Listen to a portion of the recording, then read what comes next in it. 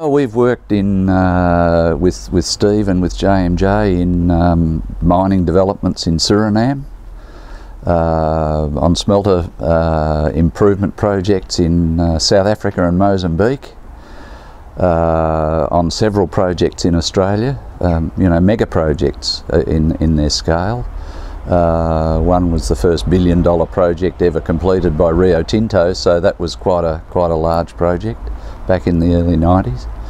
And so, a sort of series of challenges, but diverse challenges, not, project work, operations work, different kinds of challenges, cost, safety, production, trying to ramp operations up to capacity and things like that. And we've applied this kind of thinking and the JMJ technologies to all of those sorts of challenges. A lot of people would like to know, okay, so what's the secret in bringing these diverse groups of people together, these diverse groups of stakeholders together to create something that is bigger than any one? So is there a formula for that?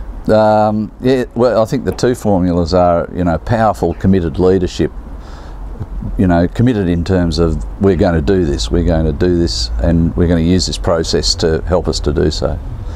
And I think it entails an enormous commitment to the success of the other guy or the other people in the project.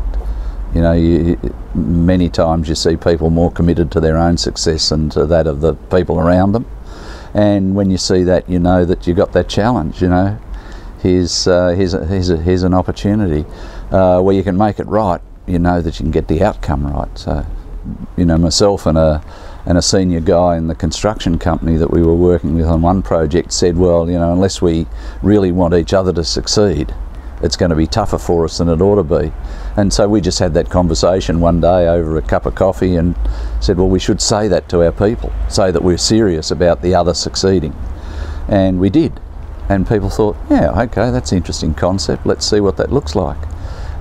Because the win-lose process, in contracting in particular, the win-lose process was seen to be, the way to go. If I can get the other guy to give me a cheaper outcome for me, don't worry about his problems.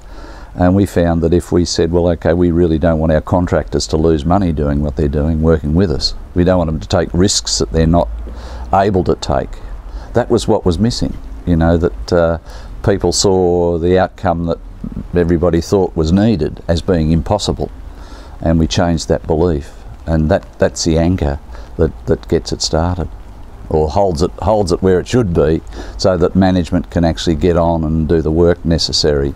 If you don't believe it's possible, then it ain't possible. That's it.